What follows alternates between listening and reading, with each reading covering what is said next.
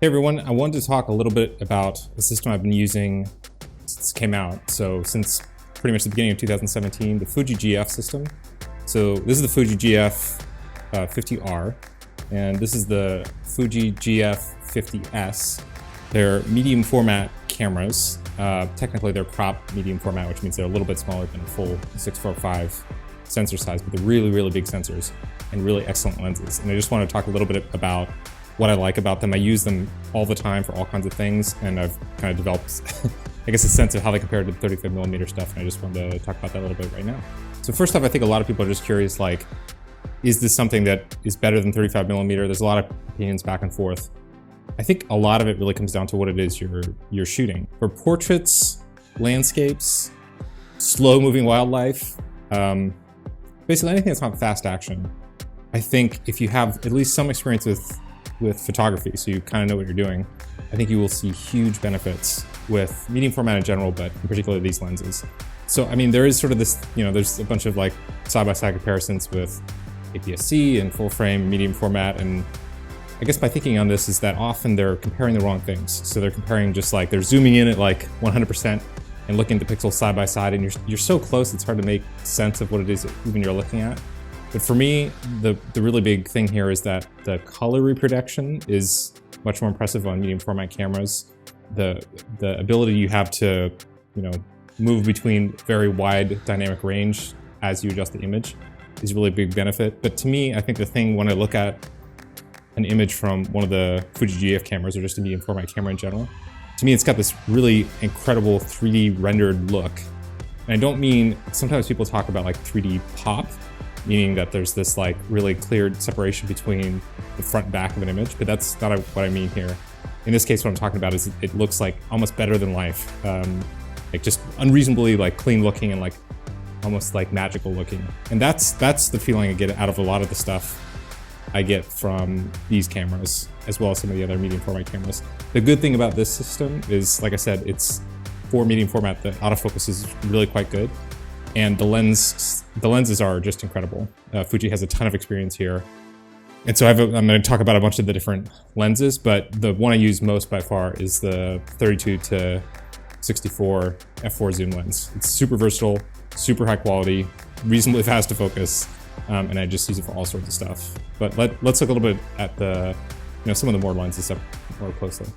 Oh, also I just want to mention, so there's the Fuji GFX, I don't know, I keep saying Fuji. There's the 50S and there's the 50R.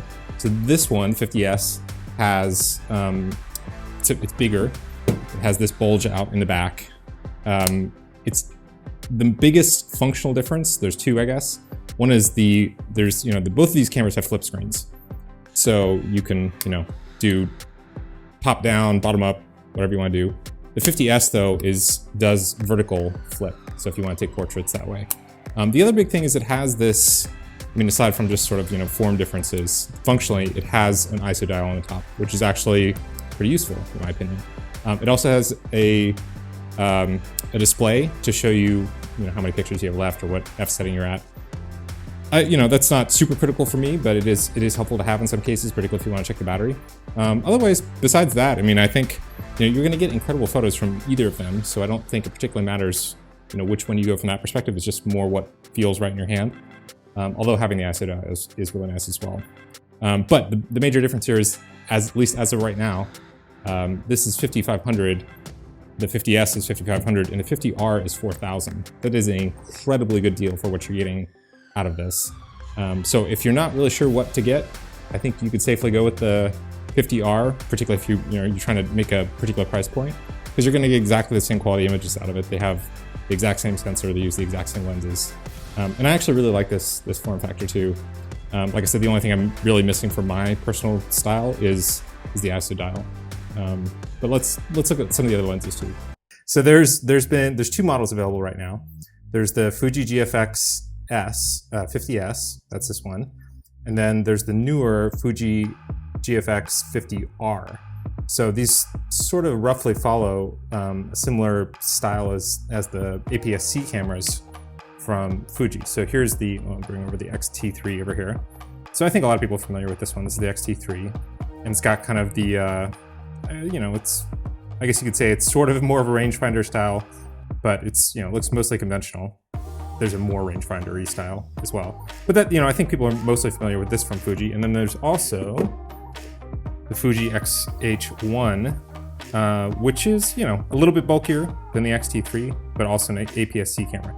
These are both regarded as excellent cameras. I think there's particularly within their class, I think there's no question that the optics are amazing, the image quality is amazing, the focus system has gotten a lot better, and starting to sort of rival some of the Sony cameras.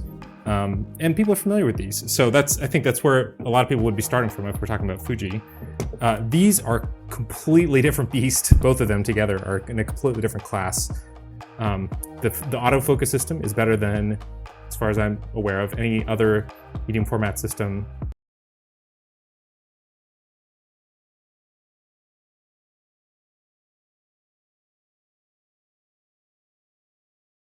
So it's, you know, it's faster. It's still not as fast, anywhere near as fast as, say, like a Sony or a Nikon. But it's way faster than other medium format options.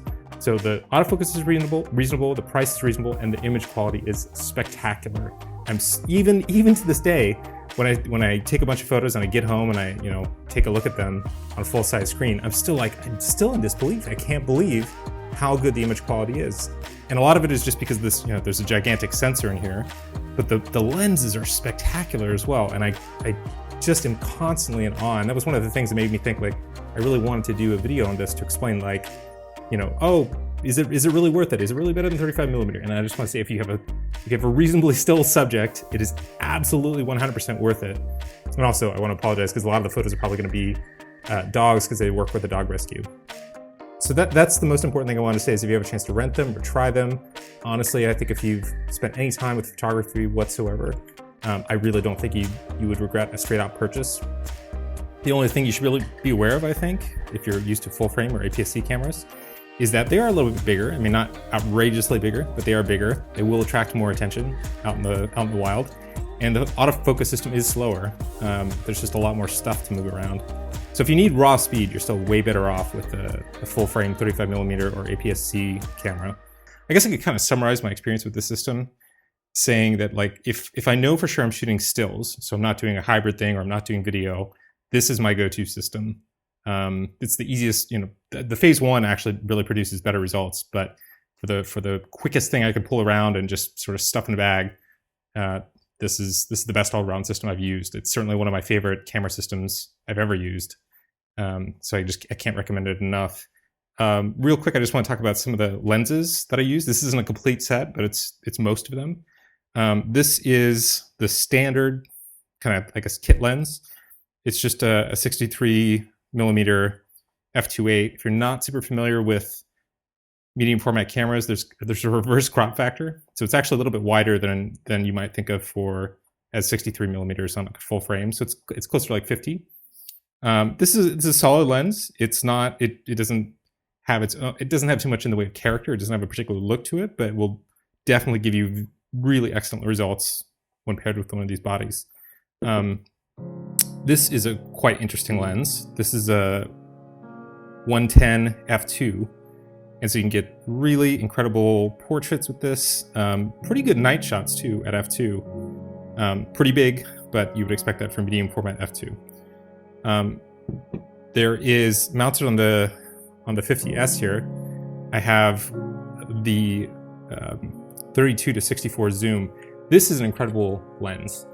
I use this lens more than anything else, and partially that's because of the type of work that I tend to do with these cameras. But it's really crazy because it's a 32 to 64 f4 lens, medium format. So you're getting this really wide range of distance, but you're getting just spectacular quality. I would say this should be one of the first lenses you get if you buy into the system or rent. You'll have a lot of options for landscapes, portraits, all kinds of things. Really excellent lens. Another really interesting lens is this 45 f2.8. This actually has a really interesting character to it, and we don't have a lot of words to describe the nature of these things, but I would say these are one of these lenses that actually makes real life look better than it actually looks in person. It's just got this interesting sort of magical effect to images that it's a little bit hard to describe. But it's 45mm, so again, that's probably, I don't know what the math is off the top of my head, but it's probably close to 35mm. f2.8, so it gives you a lot of good options for landscape and even some sort of light portraiture. This is the macro lens. This is the 120 f4. I don't know what you can say beyond it's just absurdly sharp images, and yeah, excellent results if you need to do macro work. Strongly recommend it. Also could be used for non-macro work, obviously. There is this incredible piece of glass here. This is one of the most interesting lenses, in my opinion. It's a 250 f4, and in a way it's sort of strange because usually you would expect something long like this to be used for wildlife, and this is not, like I said, this is not really a great high-speed wildlife camera, but if you're shooting still-ish birds or really for landscapes, portraits, this is one of the sharpest lenses I've ever used. It just continually blows my mind, and if you have any sort of work you're doing, cityscapes, landscapes, portraits again, and it's, you know, you either want to have a really compressed look on a portrait, or you want to do further away landscapes. Very big, not to be taken, you know, lightly. Didn't mean to make a joke there. Really amazing, super high quality. The one other thing I wanted to mention is that there's also this teleconverter that goes with the 250. So if you want to get a little bit more reach, you can toss this on. It's a 1.4. This is a system I love. Every day I get some additional enjoyment out of it. Continually surprises me with the results, and I'm just super excited about this whole thing. Even 2 years in, more than 2 years in, I'm still just, every time I get to take one of the cameras out and try them, I get super excited to try them out and see the results later on that day. So that pretty much sums up my thoughts. I just love this system. I mean, I'm still, like I said before, I'm still thrilled every single time I go out and take a set of photos. Real quick, a couple other things that occurred to me. So Capture One added native support for the GF system, so GFX 50S and GFX 50R. And they also have the film simulation support, which actually I wasn't really sure if I would be using that, but it turns out I actually do use it. And Capture One is, man, having the support for that is just such a big deal. It's something that the Hasselblad X1D does not have. And for me, it's that extra little thing that pushes it over the top, because Capture One is my preferred app, and like a super fast app, super polished. And it's a huge factor in which camera I use. And I also just want to mention X1D is an excellent camera. It is, I think for most people, the GFX is going to be the better option, just because the autofocus is better. It's a wider lens selection, or at least a wider variety of lenses, different focal lengths and things like that. And the Capture One support is really a big deal. And you can buy it in the Fuji GFX 50R. You can get for $4,000, and I don't think you can get any Hasselblad anywhere near that low. So I think if you want to do medium format, or you're even interested, I think this is the system for you. If you have any other questions or any other thoughts, or you think anything I didn't quite cover, just toss them in the comments below.